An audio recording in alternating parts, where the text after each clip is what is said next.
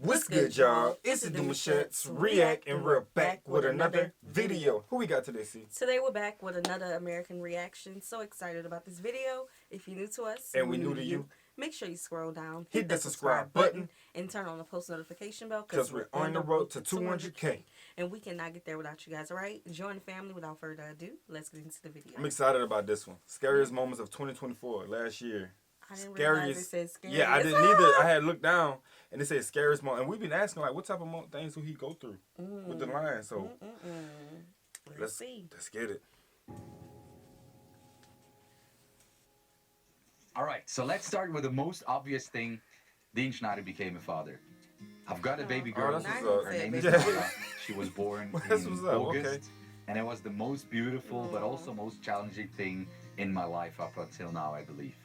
It started off with her coming 4 weeks too early. That resulted in me not being there, basically.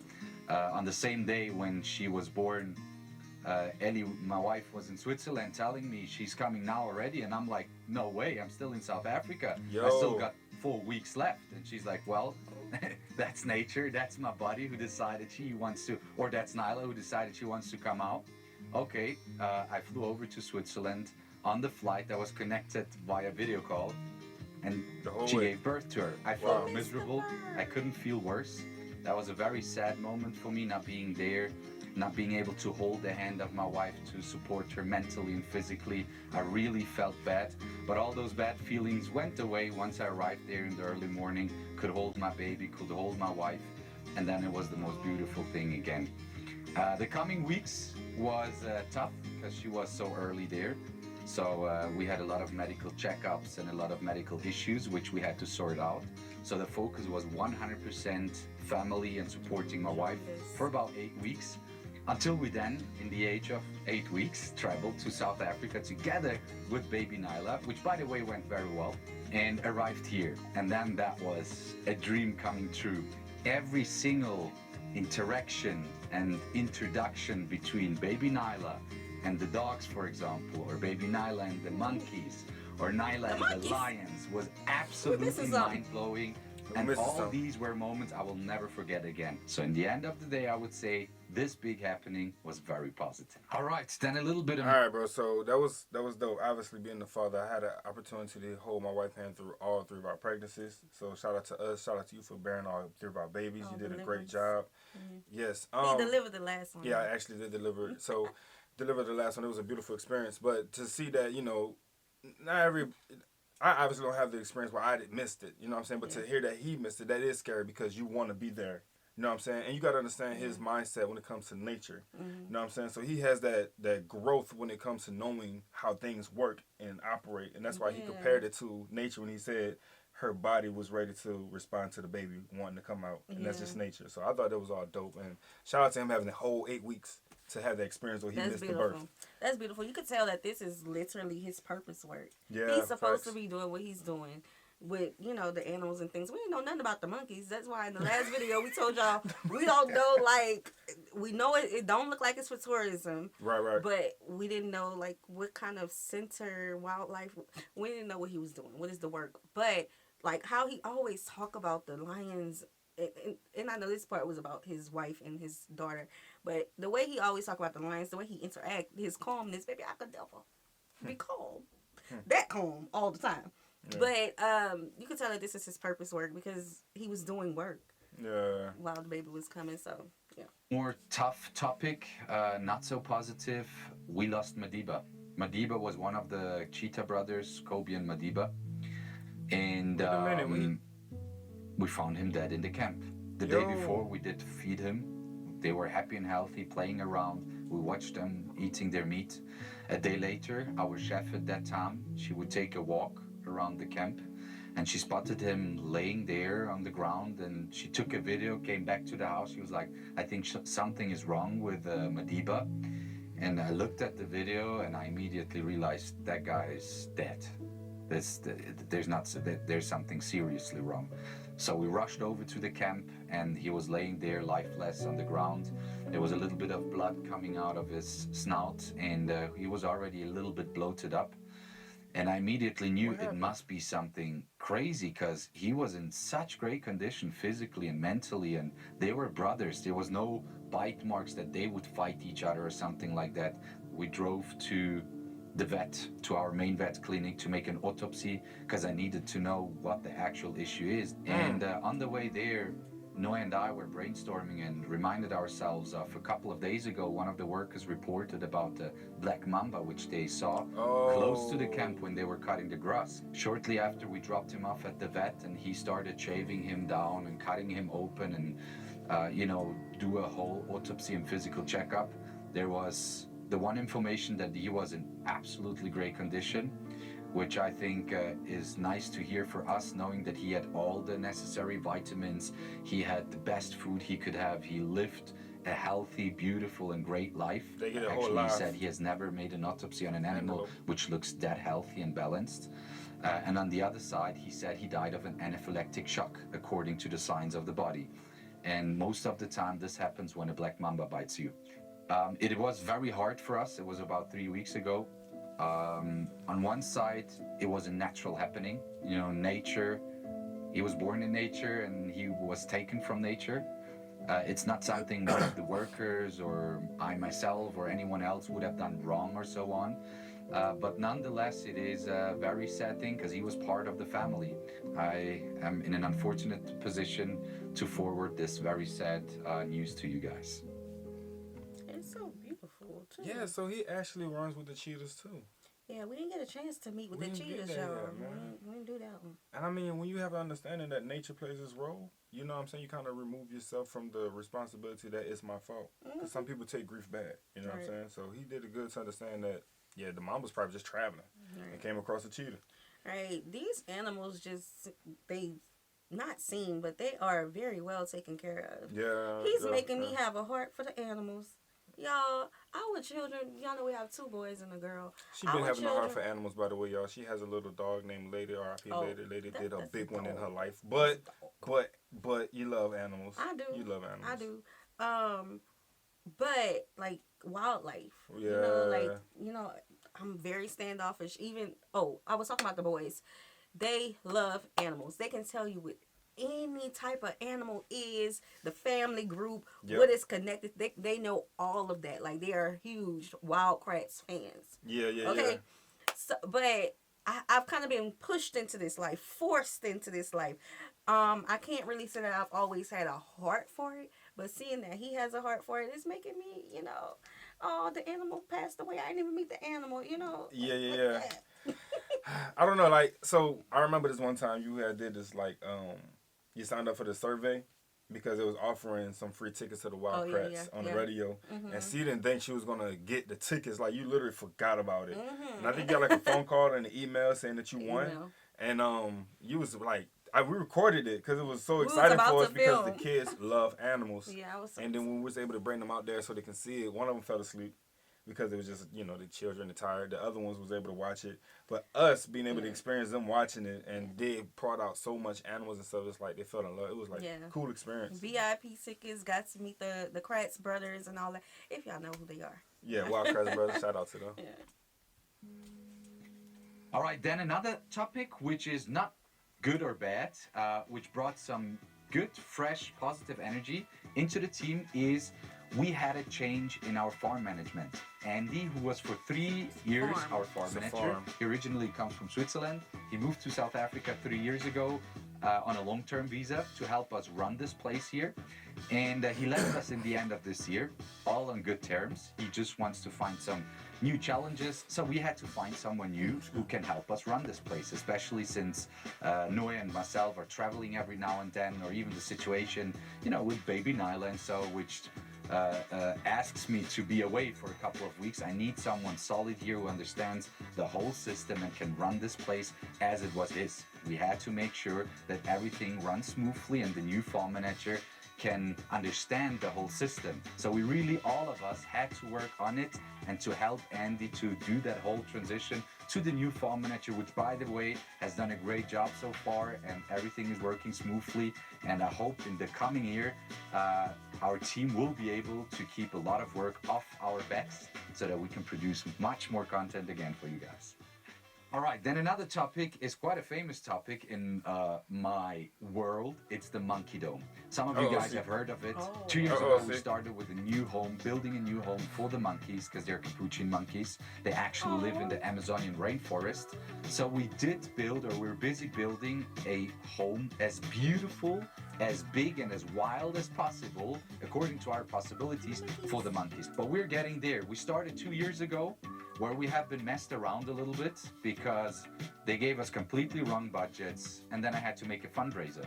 We succeeded within a day or two to get that money, so thank you so much to all of you guys out there. Without you, this monkey dome wouldn't be possible right now. And then we started building it legitimately, properly. In a couple of weeks, they should be able to move, so we're getting there. We're almost there, but that definitely has kept us on our toes as well. It's just a massive project, almost as if you would build a house. All right, and then we're gonna switch to, again, a little bit of a darker moment and situation here in the Hakuna Mipaka Oasis. We found out that people are strategically stealing from the Hakuna Mipaka Oasis. From stealing food, stealing things out of our house. Oh, we got a thief in the camp. Petrol, stealing tools, and we are a very small team. Literally having the full responsibility and running it is Noé, myself, and Ellie, and we had to sort out the situation, meaning you have to interview everyone, you have to get all the informations, then you have to fire people. After you fired people and you sorted out the whole situation, you're short in your team, so you have to get new people. Now, where do you get new trustworthy people which are willing to come out to the wild and commit to work on this, you know, in such an environment? But yeah, that was definitely a topic people would not know about and would think, why does Team not create some content? All right, then a more positive but also extremely time-consuming topic is what most people most probably don't know. We're building a new house to live in here in the Hakuna Mipaka Oasis, actually right next to the existing house. The reason being is this existing house is falling apart. For those who follow me for a while, they know the roof issues. It's leaking into my room. We tried to fix it a lot of times. It's still not fixed. Here, the roof, we have to stabilize it with steel poles. Otherwise, the whole outside area would crash. We cannot take a bath anymore because the bathtub is about to fall out. We tried to renovate it a lot of times. And specialists even came out to check the house, and they said it's too dangerous. It's falling apart. And I believe in Switzerland, according to law, you wouldn't be even allowed anymore to live in such a house. So now we are basically living in a construction site. Also then a very cool thing, which was combined with actually a lot of content which has not been published yet, is the second line movement. The second line movement occurred. All the lines are now up in the Live Wild area. And we implemented our line Tuesday, because it did happen already in the past that for 2 weeks, 3 weeks, we didn't spend time with the lines because there is so many other responsibilities, and you know, just the day-to-day duties, they shifted from doing things with the actual animals and filming to having meetings and to doing contracts and to check up on things. So we brought in the line Tuesday, so every Tuesday there is no meetings, there is no responsibilities except of spending time with the lions or with the other animals. I think the scariest moment in my entire life, I'm gonna tell you about that one right now, and it has nothing to do with a venomous snake. I've been handling wild black mambas. I've been dealing with a lot of crazy stuff out here in the wild.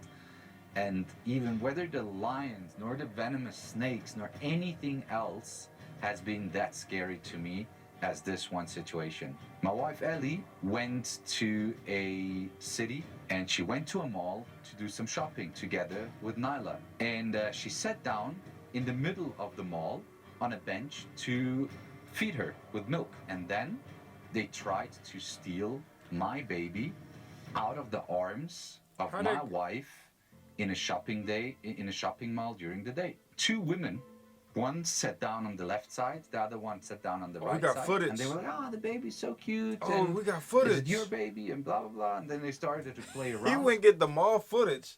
He said, because I need to see this. Oh, my Lord. They need to go to jail. Yo. Because what? I can't imagine.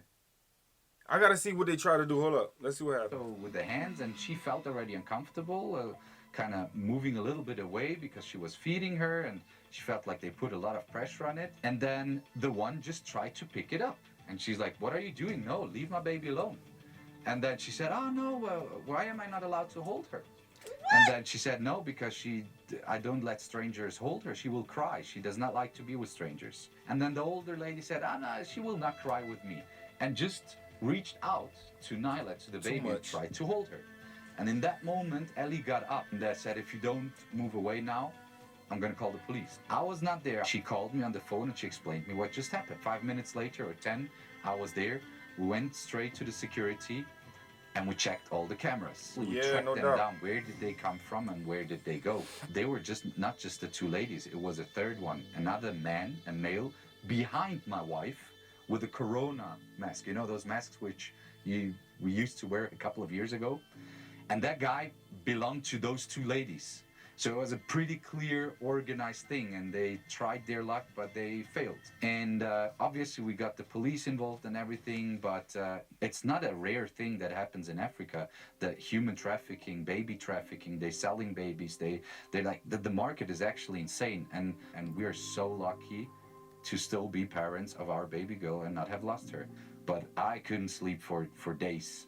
And even today, sometimes I look at my baby and I was like, a couple of weeks ago, if they would have succeeded, my baby would have been gone. You cannot find these people anymore. In South Africa, if something is gone, it's gone. Fast. They can make it disappear without you finding it ever again. Ooh. All right, next topic, values culture. Listen, yes, that's scary. That is very, very scary.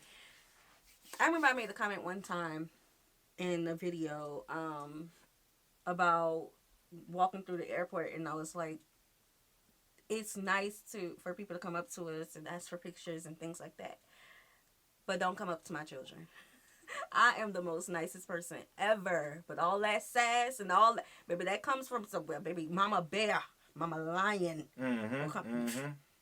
Ooh, nah, bro, I respect. Can never be too safe. I respect people that actually go to the adult first and say, "Oh my God, you have," because people love to compliment kids, right? But then you have those people who don't acknowledge the adult at all, and they go straight to the child level and start talking to the child. Like who? Wait a minute, like I'm a kid. Like you gonna randomly just have an open conversation with a child you never met before while the adult parent is there? That is very sketchy, right? And the parent supposed to stop that and say, "Hey, what are you doing telling my child these words or whatever it is you're trying to have a conversation about?" But yeah, I respect the ones who like actually come up to the parent and say, "Can I give your child a sticker? Or can I give your child a candy?" The other day, a young lady was in Popeyes getting some Popeyes chicken, and the lady had said, "You have beautiful children. It's okay if I give them a pie." I was like, yeah, go ahead. Y'all see, y'all want a pie? They said yes, and the exchange was done. But it wasn't until anybody just come up and just start having those conversations or randomly handing things. That's why that lollipop thing is a real thing. Don't take candy from people. At all. Don't take candy from strangers, man. Our children, they are just going to look at you crazy. Yeah. Stranger danger is real. Okay? And then people, like, let's say you allow somebody to speak to your child. And I'm talking about here. I don't know about there. But you allow somebody to speak to your child. The next time that person sees your child, you allowing them to speak to your child is going to think, oh, that is okay. They're impressionable. If they say come here, the child going to go to them. None of that. Nip it in the bud. Child will call anybody a friend in a heartbeat. Listen, I will do a whole video on the main channel about stranger danger. Nah, it's not just that, though, because, like, the trafficking industry, Lord, I can't believe I even said it like that. Them two words together is crazy, but it's a real thing. Yeah. The trafficking with people and kids and girls and boys, the whole 9 yards is a real thing. We don't talk about it much on this channel, but to hear that he actually had to go through that, I know that was a real, scary moment because I went back on the film and saw the whole operation. So many more people started to just gather back together as the transaction didn't go through. It's like we couldn't get the baby. She didn't want to let us hold it. Everybody likes get back in the mall and keep walking. Ooh, like I said, I could continue to say a whole lot of things. Growing up with a military parent and then almost going through similar things. Baby, listen, I don't play about nobody kids who's in my area. Oh, Jesus. So, it hasn't been really great financially for us in the past because being that positive figure, Dean Schneider, happy, healthy, with all the animals who are happy and healthy, who have a lot of space, who live as wild as possible. I'm not the greatest platform to collect donations, because why should you donate to someone who appears to be very happy and whose animals appear to be healthy when on the other... I'm going to remind 10 off the risk because what he's saying is mad important. People who start on social media do not start on social media with social media money. But they come with the genuineness and the happiness on the camera to be there and to love what they're doing and to interact with you all. But a lot of people take their happiness for granted and think they must be having the most extraordinary lifestyles that I would never experience. Why do I need to donate to them? Look at the smiles in their face. People don't start social media with social media money. I just really want to say that real quick. So what he's saying is legit. Yeah. It's mad legit. As wild as possible. I'm not actually for us in the past, because being that positive figure, Dean Schneider, happy, healthy, with all the animals who are happy and healthy, who have a lot of space, who live as wild as possible, I'm not the greatest platform to collect donations, because why should you donate to someone who appears to be very happy and whose animals appear to be healthy when on the other side you can donate to a shelter of dogs where they look dirty, stinky, and hurt, and they need help right now, otherwise they wouldn't survive. Fact is, I'm still a charity foundation, the Dean Schneider Foundation, and we're dependent on money and on donations as well, but it hasn't been working very well for us. So out of this reason, I decided to bring to life Values Culture, a brand apart from Hakuna Mipaka Oasis, that should create an income source for us. And we realized very soon that the margins we get, because everything is supposed to be very sustainable, eco-friendly, from the packaging to just everything, we didn't want you guys to have any moral compromises that end up being not really profitable. Like so it was just a whole lot of work, a whole lot of headache. Tough. When you just reading it, sound like it sounds, but when they hear it, when you say it, be your values. Yeah. Yeah. That is a bar. And I want to speak to that a little bit. Cut up. No, a little bit. Cut up. A little bit, because baby, once I start talking about something, I got to talk about the start rolling out. Yeah, get it, yeah. No, I just want to talk about that because even as content creators, I know he's talking about finances right now, but he spoke on being content creators, a platform. Right. Let's take, for instance, the Demouchet REACT 2.0. And we're reacting to comedy, and we may not laugh at something that the audience in that video laughed at because we have integrity. Like, I'm not about to laugh about human trafficking. That was a joke in one of them. Grape was a joke in one of them. Why would I laugh at that? And then people would come in the comment section and say things like, oh, you're sensitive. Yes, I am sensitive. Why would I laugh at that? That's like laughing at the present things that's going on now in our country. Right. Nothing funny. I mean, and at the same time, regardless if it's a trend, you know what I'm saying? Because sometimes the trends can be like what's happening in the present day time, and they know how to still get on certain platforms and talk about it. And the person is a comedian, but they will talk about it and kind of shed light on it without talking about it, but still make it funny because they're naturally humorous. But it's just the topic that they're trying to dive into. A lot of times, it's like it's really happening right now. Y'all want to make a joke out of it. That's why I really like what he put on there. Be your values. Because there's nobody on this internet. There's nobody in this world that's going to make us change on who we are. Write down what you value. Write down who you are. And then look at your lifestyle and see if you're aligning with these. That's how you create growth. And live it unapologetically. And I think also because we're older and we just don't care. Oh, that does happen. Age does do that to you. Yeah. A lot of times people think, oh, you're just trying to move or you're this number in life so you don't deserve to do these certain type of things. No, age just requires you to move different. That's just what it is. And people, it comes with the mindset. Man. So we had to freeze it for the whole year 2024. We adapted the whole logistics system, trying to make things slightly more profitable, so at least we don't pay on top of it. And that has happened in 2024. Also, we did do the trips, which we promised. We did those raffles where you could win a safari trip when you buy a product. We've got more trips and crazy events happening next year in combination with Values Culture, so stay tuned about that. But we did those trips. We've gone to Kenya. It has been an absolutely crazy adventure. But I'm happy to announce that we will be online early next year again. We'll be selling. You'll be able to come on trips to maybe visit me here in South Africa, and it's going to be absolutely cool. And last but not least, the most important topic for you guys is content. I hope after all these topics which we spoke about now, you got a better understanding for why this year we had to shift our focus a little bit more onto other things instead of content.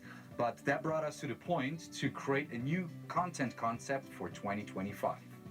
And this is our new platform is going to be YouTube.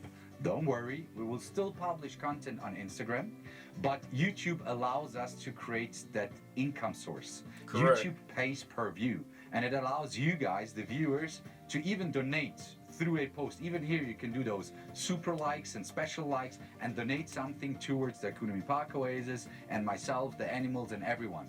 All the time which is invested into creating and publishing content will be rewarded financially as well, so that we can keep the Hakuna Mipaka Oasis and the mission running. Still, Instagram content is going to come. YouTube is going to be our main platform. It's going to be more focused on Dean Schneider and his life. I hope you guys enjoyed that. I hope you guys will enjoy the content in 2025, and see you then. Boom, just like that. We're going to stop right there. Make sure you guys go check his channel out. This was good. This was a good video. The most shocking for me was about the baby. Like, you know, I don't play about the kids. Yeah. Sierra love the kids. But as always, we are going to leave the link to his video in our description box so that you can go watch the video yourself and go support him. Go support everything that he got going on so that he can continue to support his mission. Right, and I'm glad that he did transition to YouTube, because YouTube does pay, right? But the fact that you are able to sit here and support a person, you know what I'm saying, and be involved into their big ideas in the future because they have finally generated what they've been looking for and finally got to a place they've been trying to be, you can also be a part of that journey with them just by being on their platform. So I like that. Yeah, I like it as well. All right, y'all. We hope you guys enjoyed this video with us. Be sure to subscribe. We'll see you soon. Peace.